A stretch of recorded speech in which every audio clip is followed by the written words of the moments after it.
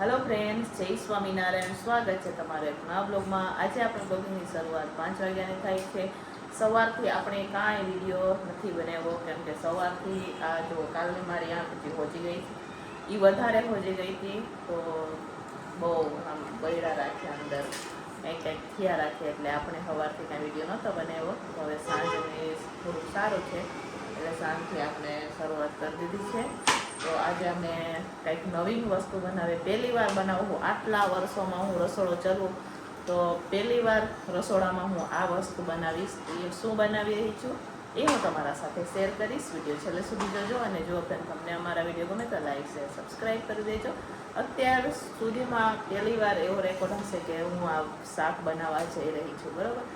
આના પહેલાં ક્યારેય ટ્રાય પણ નથી કરીને બનાવ્યું પણ નથી, પણ ઈચ્છા થઈ કે ચાલો કંઈક નવીન ટ્રાય કરીએ। આજે એ પણ સાંજના ટિફિનમાં હું કંઈક નવું બનાવું તો એ દિવસે બનાવું।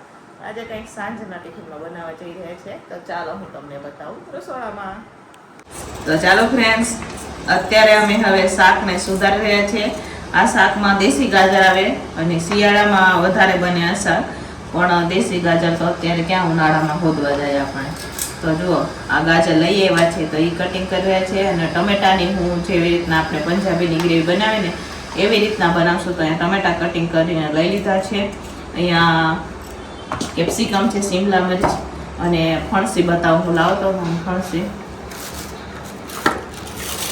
તો અહીંયા થોડીક ફણસી લીધી છે। વટાણા આપણે હમણાં બોઇલ કરવા રાખવાના છે, ફ્લાવર ઉપર ગરમ પાણીમાં બોઇલ કરવા હાટું રાખી દીધું છે કડાઈમાં। ફણસી થોડીક બીજી ઓલિયા છે, બટેકા લીધા છે આપણે, ને ફણસી અત્યારે બહુ મોંઘી છે પણ તો પણ થોડીક લીધી છે કેમ કે આ શાકમાં આવે એટલે હાટું થઈને, બરોબર। બાકી તો આપણે બટેકા થોડાક નાખશું અને ટમેટાની ગ્રેવી, વટાણા આપણે હમણાં બોઇલ કરવા હાટું રાખી દઈશું અને ફ્લાવરને ઉપર બોઇલ કરીને રાખેલું છે, હમણાં એને 2-3 પાણીએ ધોઈ અને નિતારી દઈશું। આ શાકને બધા તળવાના છે આપણે, હમણાં કડાઈ રાખી અને પછી તળવા રાખી દઈશું। તો ચાલો અહીંયા ગરમ પાણીમાં આપણે આ ફ્લાવર બોઇલ થઈ ગયું છે, કાઢી અને આપણે 2 પાણીએ ઠંડા પાણીએ ધોઈ નાખશું ફ્લાવરને, અને પછી એને થોડું પાણી ઓલું થઈ જાય ને એટલે આપણે જારામાં રાખી દઈશું, બરોબર। બહુ ગરમ પાણી, વટાણા પણ બોઇલ થવા માટે રાખવાના છે।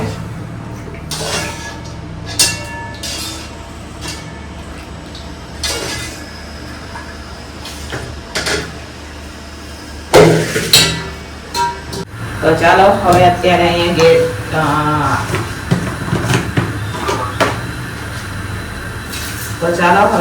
આપણે ગ્રેવીનો વઘાર કરી રહ્યા છીએ। તો અહીંયા આપણે ટમેટા લઈ લીધા છે, પંજાબી સ્ટાઇલ બનાવીએ તો જીરું નાખી દીધું છે અહીં, અને આમાં મેં આદુ પણ નાખેલું છે અને સૂકા મરચાં એ પણ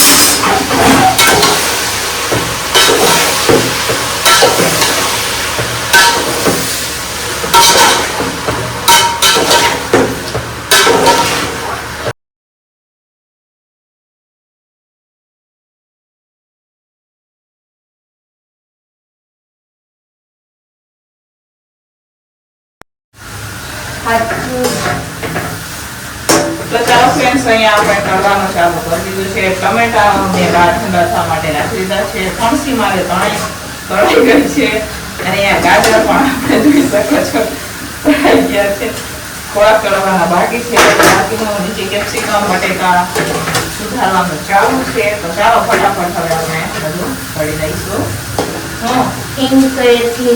તો ચાલો ફ્રેન્ડ્સ, અહીંયા હવે આપણે થોડાક શાક તળાઈ ગયા છે, બધા શાક મેં તળી દીધા છે, ફ્લાવર ને તળી દીધા, ગાજર તળી દીધા, કેપ્સિકમ, અહીંયા ફણસી, હવે અત્યારે બટેકા તળવાનું ચાલુ છે, અને વટાણા અહીંયા બોઇલ કરવા માટે આપણે રાખી દીધા છે। તો વટાણા બોઇલ થઈ જાય એટલે એ બાજુ આપણે ભાત બનાવવા માટે રાખશું। વટાણા બટેકા નાખીને મસ્ત મજાના વઘારેલા ભાત બનાવશું, શાક બનાવશું ને રોટલી, બરોબર।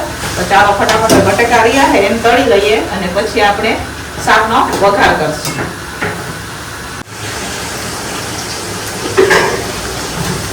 ચાલો અહીંયા જો કલર માટે કાશ્મીરી મરચું લીધું છે. પુલાવ બનાવી રહી છું અત્યારે હું. અને વટાણા બટેકાવાળા પુલાવ બનાવીએ.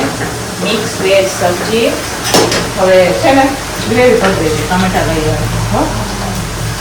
અને એની સાથે રોટલી લેવાના છે અમે.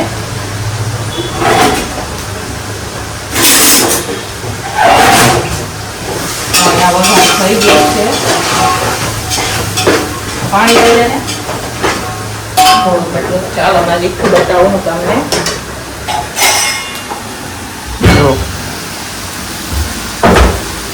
વટાણા બટેકા વાળા વઘારેલા ભાત પણ કહેવાય, પુલાવ પણ કહેવાય. અહીંયા બટેકા પણ તળાઈ ગયા છે. બધા વેજીટેબલ આપણે તળી લીધા છે. વટાણા પણ બોઇલ થઈ ગયા છે.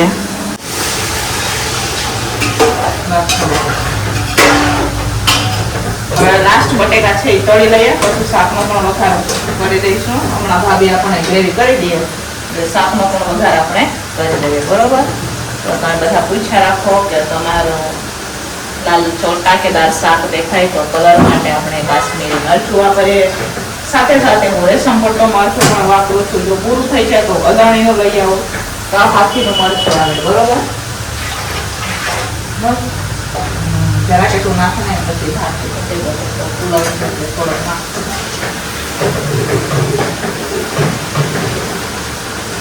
થોડુંક નાખી દે એટલે થઈ જાય. એટલે હવે પાણી નાખીને ઉકળવા દઈશું. બરોબર?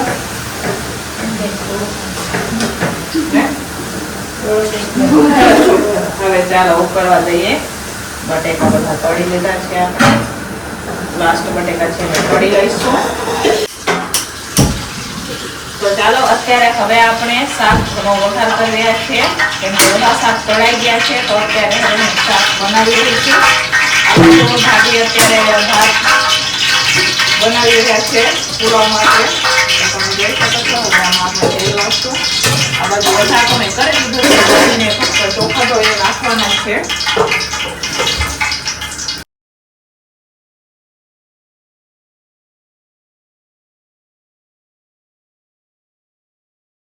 તો ચાલો ફ્રેન્ડ્સ, મિક્સ વેજ સબ્જી બનાવવા માટે અહીંયા સરસ મજાની ગ્રેવી આપણે પાકી ગઈ છે. ચાલો હું તમને નજીકથી બતાવું. તો અહીંયા મસ્ત મજાની ગ્રેવી પાકી ગઈ છે, જોઈ શકો છો. સાથે મેં આજે વટાણા બટેકા નાખીને પુલાવ પણ બનાવેલા છે, એ પણ અહીંયા જોઈ શકો છો તમે. આપણે આમાં બીજું કાંઈ નથી, વટાણા અને બટેકા નાખેલા છે. અને અહીંયા અડધા શાક લઈ લીધા છે. વટાણા તો આપણે બોઇલ કરીને લીધા છે. ફણસી છે, બટેકા છે, અને ગાજર છે, ફ્લાવર છે, કેપ્સિકમ છે. અને મેં અહીંયા ચેન મસાલો લીધો છે, કેમ કે અમારા ટિફિનમાં લસણ ડુંગળી નથી વાપરતા, એટલે હાથ થઈને અહીંયા ચેન મસાલો લીધો છે આપણે. તો ચાલો, સરસ મજાની ગ્રેવી પાકી ગઈ છે. બધા શાક છે એ આપણે આમાં નાખી દઈશું. તો ચાલો, અહીંયા આપણે વટાણા, બટેકા અને ફણસી નાખી દીધી છે. હવે ફ્લાવર, કેપ્સિકમ ને ગાજર એને પણ નાખી દઈશું અંદર. એ બધું મિક્સ કરવાનું છે.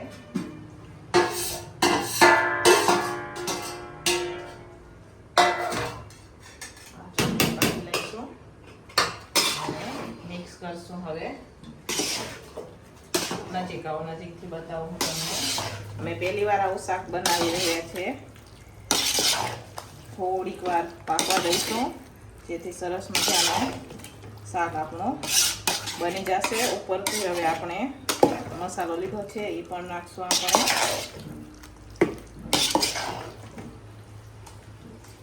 આ શાક અમે પહેલી વાર બનાવીએ. બરોબર? મિક્સ વેજ સબ્જી પહેલી વાર બનાવેલી છે.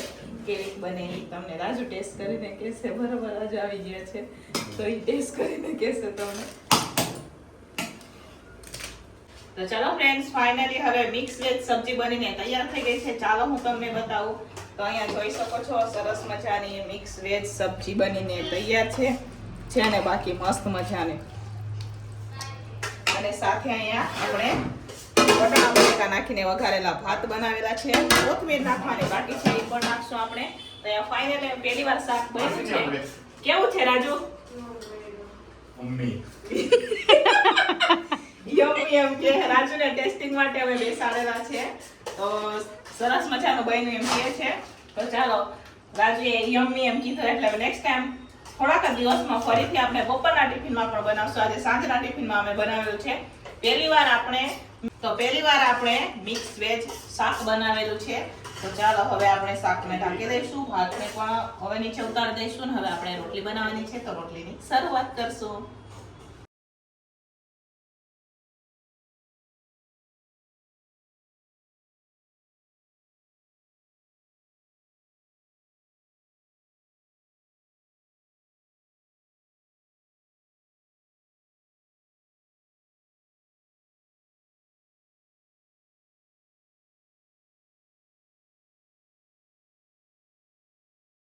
તો ચાલો ફ્રેન્ડ, સાંજનો ટિફિન બનીને તૈયાર થઈ ગયું છે. ચાલો હું તમને બતાવું કે સાંજના ટિફિનમાં આપણે શું બનાવેલું છે. પહેલી વાર આપણે મિક્સ વેજીટેબલ શાક બનાવેલું છે. સાથે અહીંયા જોઈ શકો છો મસ્ત મજાના આપણે પુલાવ બનાવેલા છે, વટાણા બટેકા નાખીને પુલાવ બનાવેલા છે.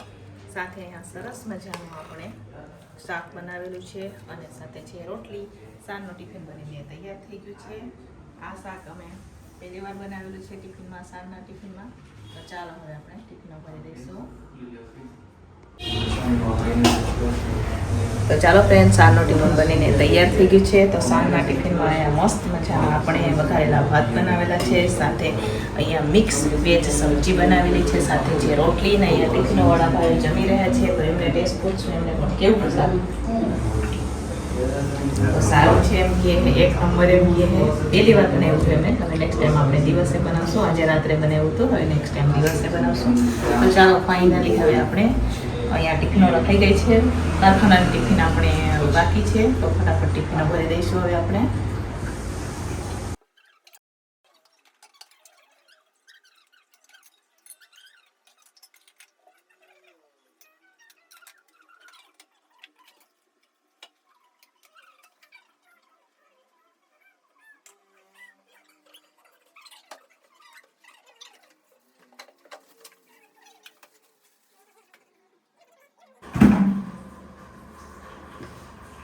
તો ચાલો ફ્રેન્ડ્સ, ટિફિનો ભરાઈને વહી ગઈ છે ને અત્યારે હું મારા માટે બનાવી રહી છું સાંભો.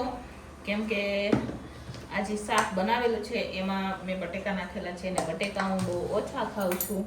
ઓછા એટલે ક્યારેક ઇમરજન્સી હોય ને તો પણ એમાંથી બટેકા હું કાઢી નાખીને ખાઉં છું. બટેકા નથી ખાતી.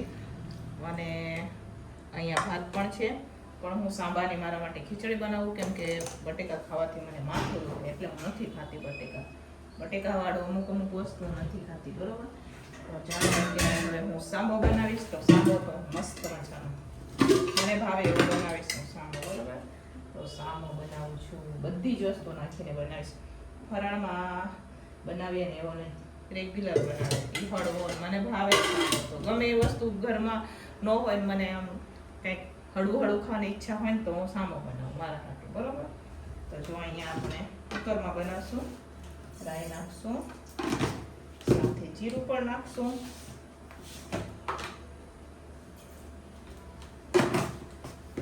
જુઓ અહીંયા મેં થોડાક શાક સુધારીને લઈ લીધા છે. કોબી છે, ગાજર છે, વટાણા છે, માંડવીના દાણા છે, કોથમીર છે. આમાં પણ બટેકા નથી નાખેલા. દૂધી હોય તો હું દૂધી નાખું, પણ આજે દૂધી ઘરમાં નથી એટલે દૂધી નથી નાખી, એમને એમ બનાવી દઈશું, બરોબર. અને આદુ મરચાં અહીંયા પીસીને લીધા છે. હવે આપણે વઘાર કરશું. તો હિંગ નાખશું, સાથે આદુ મરચાંની પેસ્ટ.